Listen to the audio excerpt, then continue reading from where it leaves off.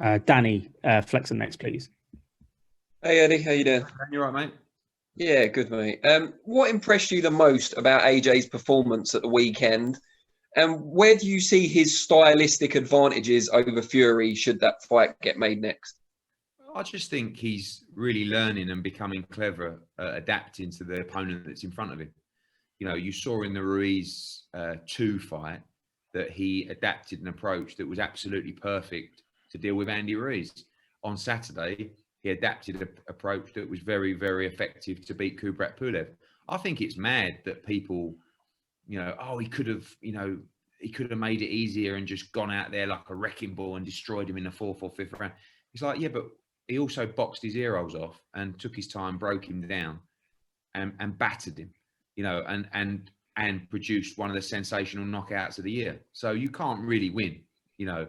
Oh, I saw someone say, looked a bit vulnerable in there. I mean, he got hit twice, I think, in the whole fight.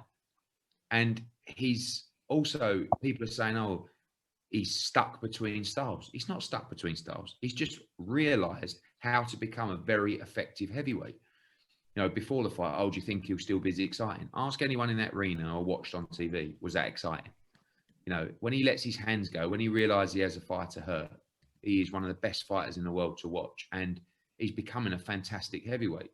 Great variation with a jab, great feet. He can lock you up on the inside. He can beat you up on the inside. He can box you at range. And he hasn't boxed for a year. So I thought it was an outstanding performance, to be honest with you. He got a very, very motivated Kubrat Pulev. You saw how tough he was. So I think his style will adapt to what's in front of him. I do think against Tyson Fury, he'll be more aggressive because I don't think you want to fiddle around with Tyson Fury and let him play his game of, you know, pouring you and frustrating you. He's got to use his physical attributes in that fight. He's got to get on the inside and he's got to try and beat him up. And he's got to land some of the shots that he landed on Kubrat Pulev. So I just think that it's not really a style that he's adapting now. He's just using the most efficient way to beat what's in front of him. And, you know, if that means going in like a wrecking ball against Tyson Fury, he will do that. But people are still disregarding his boxing ability. You know, we saw it against Andy Ruiz. We saw it again against Kubrat Pulev. He's not really getting the credit for that, I think, you know. But I thought it was a great performance. I thought it was a really well-rounded, mature performance that was a bit of everything. Thanks, Eddie. Yeah, Eddie, this is Joshua. I did have a question for you. I wanted to ask, as far as Demetrius Andrade, I know he was scheduled to fight Dusty Harrison, and then that fell out. Is there a plan for who he may face next? And also, I know there's big implications on, of course, Triple G and Canelo potentially facing off. But should that not work out, is Andrade willing to move to 168 if he can get that Canelo fight?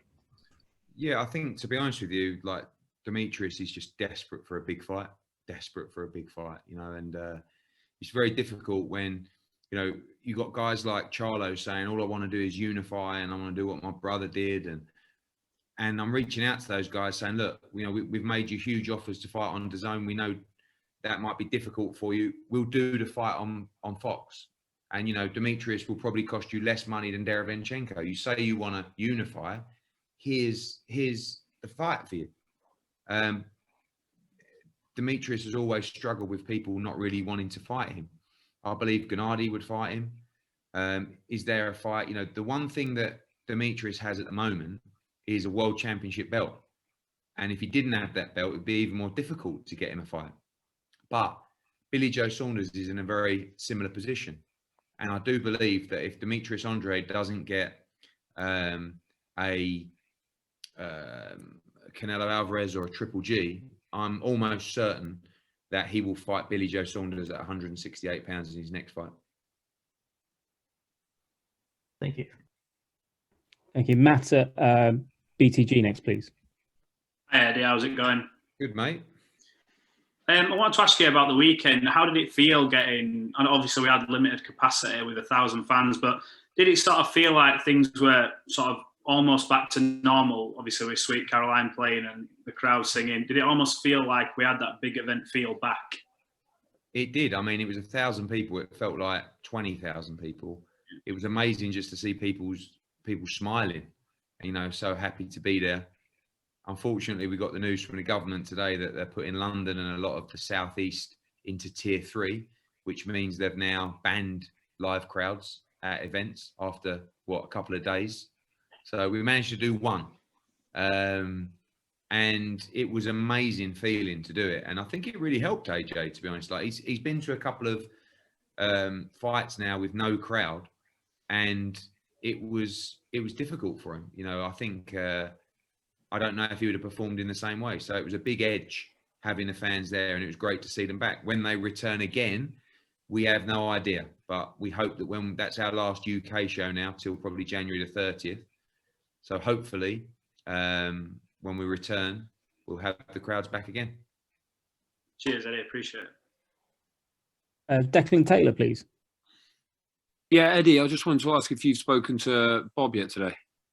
No, I spoke to him last night. We had a good chat last night, and I think we're all in the same, the same mindset. We all want to make the fight.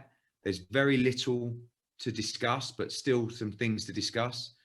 We think we should try and move forward with contracts as soon as possible. Let the governing bodies know that we have an agreement, and then we'll go to market and talk to the various people that have been approaching us about where the fight will take place. Don't really, I know that there's the Deontay Wilder situation. Some of you guys will know probably better than me where that's up to in terms of the arbitration for that rematch clause. I think, to be honest, that's the only thing that will stop this fight from happening next. That's the only hurdle you see at the moment. Yeah, I mean, there are still hurdles, but I don't see any major hurdles at all. Unless both guys want to have an argument about who goes first on the post or who ring walks second, or I don't see that being an issue. But I really believe it's going to move swiftly, and hopefully we can get something on paper before the end of the year. Cheers, Eddie.